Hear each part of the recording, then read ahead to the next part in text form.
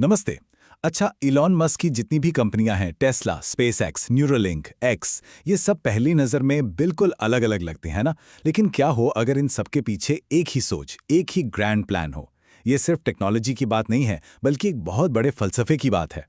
एक ऐसा फलसफा जो शायद हमारे भविष्य को पूरी तरह से बदल सकता है। तो चलिए आज इसी फैसिनेटिंग आइडिया की परतों को खोलते हैं। एलॉन मस्क के लिए ये सिर्फ एक फिलोसॉफिकल सवाल नहीं है, नहीं, बल्कि ये वो पहेली है जिसे सुलझाने के लिए वो अपनी पूरी जिंदगी लगा रहे हैं और इसकी जड़ें जुड़ी हैं उनकी अपनी जिंदगी के मतलब की खोज से। तो इसका जवाब क्या है? मस्क के लिए जवाब एक ही मिशन है, चेतना यानी कॉन्शियसनेस के दायरे और पैमाने को बढ़ाना। अब इसका मतलब क्या है? उनका मानना है कि अगर हम अपनी कलेक्टिव इंटेलिजेंस मतलब हमारी सामूहिक बुद्धि और समझ को बढ़ा पाएं तो हम ब्रह्मांड के बारे में सही सवाल पूछना शुरू कर सकते हैं। बात सिर्फ ज्यादा जानने की नहीं है, बात है बेहतर सवाल पूछने की। तो कॉन्शियसनेस को एक्सपांड करने का ये इतना बड़ा मिशन शुरू कहाँ से होता है?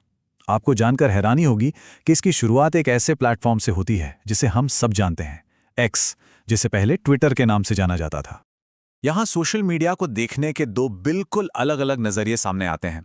देखिए, ज्यादातर प्लेटफॉर्म्स का मकसद क्या होता है? हमें डोपामाइन हिट देकर स्क्रीन से चिपकाए रखना। लेकिन मस्क का लक्ष्य इससे कहीं ज्यादा गहरा है। वो एक सच्ची, ग्लोबल, कलेक्टिव ह्यूमन कॉन्शियसनेस बनाना चाहते हैं, मतलब एक सामूहिक चेतना।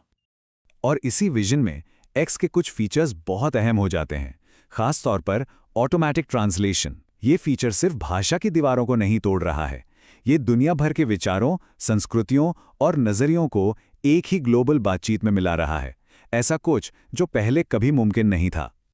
तो ठीक है, अगर एक्स का काम है मौजूदा चेतना को आपस में जोड़ना, तो अगला लॉजिकल स्टेप क्या होगा? सीधी सी बात है, इसकी पहुंच को बढ़ाना, इसे मौजूदा इंफ्रास्ट्रक्चर की सीमाओं से भी आगे ले जाना। और यहीं पर कहानी में एंट्री होती है स्टारलिंक की। अब स्टारलिंक को समझने के लिए हमें लो अर्थ ऑर्बिट यानी LEO को समझना होगा। ये पृथ्वी के चारों ओर का एक ऐसा ऑर्बिट है जो बहुत बहुत नीचे है, करीब 2000 किलोमीटर या उससे भी कम। स्टारलिंक तो लगभग 550 किलोमीटर पर ही काम करता है। जरा सोचिए, जो पुराने जियोस्टेशनरी सैटेलाइट्स होते हैं वो 36,000 किलोमीटर दूर हैं, और ये जो नज़दीकी है ना, यही तेज इंटरनेट के लिए गेम चेंजर है। तो क्या स्टारलिंक शहरों में हमारे फोन के नेटवर्क को रिप्लेस कर देगा? बिल्कुल नहीं। जैसा कि आप देख सकते हैं, इसका मकसद वो है ही नहीं। फिजिक्स के कारण इसकी भूमिका एकदम अलग है, ये कॉम्प्लीमेंट्री है। इसे खास तौर पर उन ग्रामीण और दूर दराज के इलाकों के लिए डिजाइन किया गया है जहां इंटरनेट की पहुंच सबसे कम है। असल में ये उन लोगों की सेवा करने के लिए है जिन्हें सबसे कम सेवा मिली है। तो ठीक है, एक बार पूरी मानवता आपस में जुड़ गई तो चेतना का अगला पड़ाव क्या होगा? मस्क के लिए अगला कदम AI और रोबोटिक्स के साथ इंसान होने के अनुभव को ही जड़ से बदल देना है। ये मस्क की एक बहुत बड़ी भविष्यवाणी है जो आर्टिफिशियल इंटेलिजेंस की तेज रफ्तार तरक्की में उनके भरोसे पर टिकी है। जरा सोचिए, एक ऐसी दुनिया जहां काम करना जरूरी नहीं बल्कि आपकी मर्जी पर होगा। ये एक ऐसा आइडिया है जो काम के बारे में हमारी हर पुरानी सोच को हिलाकर रख देता है। तो चलिए इस टाइम लाइन को देखते हैं। मस्क का मानना है कि AI और रोबोटिक्स मिलकर प्रोडक्टिविटी में इतना जबरदस्त उछाल लाएंगे कि एक ऐसे समाज का निर्माण होगा जहां किसी चीज की कमी नहीं होगी, सबकी बुनियादी जरूरतें पूरी हो जाएंगी, और तब काम जिंदा रहने की मजबूरी नहीं बल्कि पर्सनल सेटिस्फैक्शन के लिए एक विकल्प, एक हॉबी जैसा बन जाएगा।